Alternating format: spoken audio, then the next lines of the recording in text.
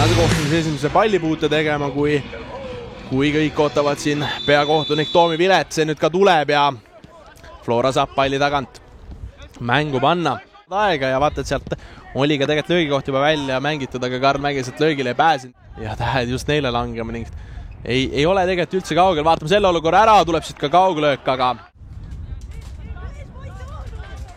pikem pall ettepoole, sealt nüüd pääseb Vaherna väga hästi läbi ka, aga joostakse kinni, nüüd tuleks lahendus leida, tuleb löök ka, seal on kehvasti Rikossett vahel, kuid lõppude lõpuks ikkagi.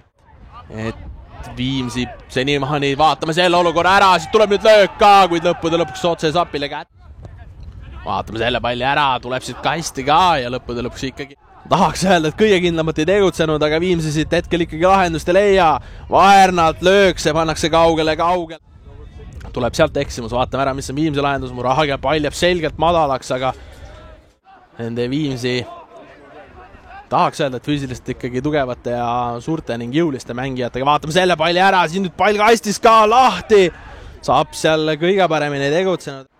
Floral ikkagi jõud üleval, läheb pall kasti suunas ka, seal nüüd võitluse peale tuleb ka, kuid Sapp võtab selle. Ei olnud selleks isegi nii vastumeelne, et sai seal väravas üle pika ajaga miskit teha. Vaatame selle olukorra ära.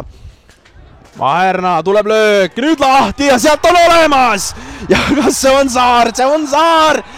Ja mees teeb seda, mida ta ikka teeb, kui ta vahetusest tuleb. Muudab neid mänge ja nüüd siin vaata, et joostakse ära täpselt sinna, kus ma ütlesin, et need on need poisid, kes siin laulsid, et kingi meile võit ja eks Saar sai siin vaadata esimesel poolajal, mis asjad kõige paremini ei klappinud ja kus kohast teisel poolajal see ikkagi lõppude lõpuks kätte saada.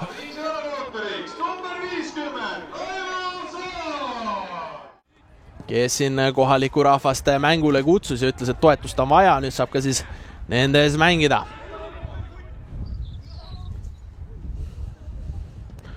Tuleb löök ka ja siit pannakse väga kiiret ära ja kas see on esimese puutega, see on Vahe, kes selle palli sinna võrku tulistab ja no see käis kiiresti.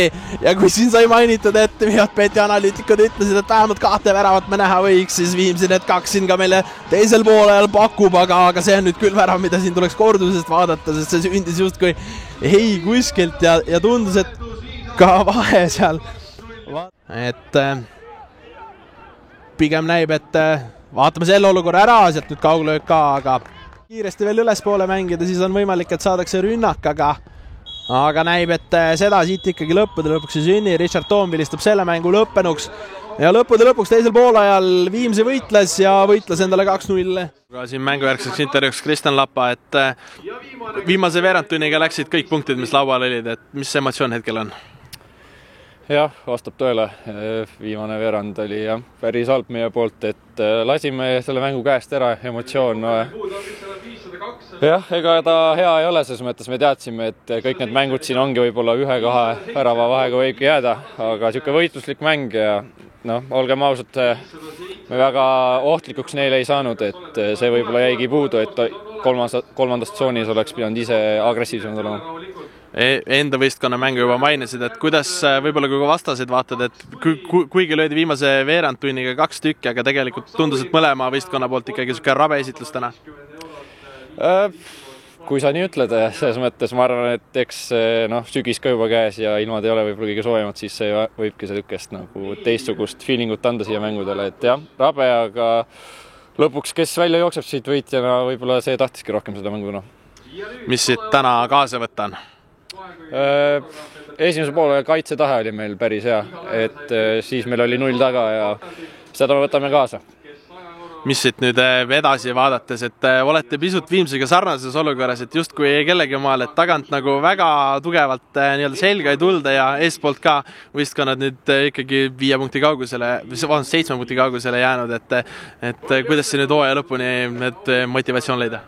Ma arvan, et motivatsiooni leiab küll, sest et viimased nüüd 4 mängu on vist jäänud, et kõik tuleb anda endast nüüd 100%.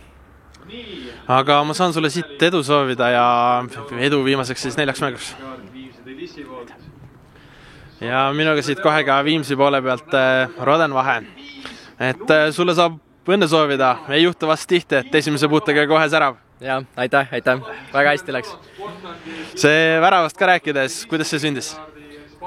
Nägin, et Raivolt tuli pall, Raivo Saarelt. Ma nägin ka seda, et Kollist läks nurga tagant, aga mõtlesin, et siin on 2 puute asi, võtsin ette ja kiirelt kohe teisega löök ja lõpetasin ilusti võrgus. Said siin alguses mängu nii-öelda kõrvalt jälgida, et kuidas mänguga tegelikult rahul saab olla, et vähemalt mulle tundus, et pisut siuke rabe oli, aga tegelikult mõlemalt võistkonnalt, et kuidas sul endal?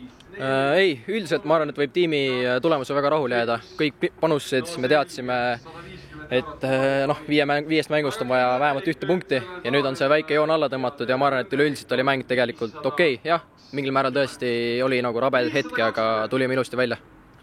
No väike joon all, et üleminekumängude koht kindel ettepoole, et tegelikult ikkagi reaalsuses üsna raske püüda, et kuidas see nüüd hooaja lõpuni nendeks mängudeks motivatsioon leida? Me oleme väga motiveeritud, me oleme korduvalt juba koputanud Premium-liiga uksele ja ütleme nii, et see hooaeg ei tohiks olla ühtegi vabandust enam, et nüüd läheme täie rauaga hooaja lõpuni ilusti ja võtame vastu ükskõik kelle, kes sealt tuleb. No nagu sa juba ise ütlesid, et ega see kindel ei ole, kes sealt vastu tuleb, et on helistusi ka? Ei ole, me oleme kõigeks valmis. Ja saan ka siit sulle edu ja jaksu soovida, et tegelikult siis juba ilmselt ülemineku mängude taktis, et selleks valmis olete. Aitäh!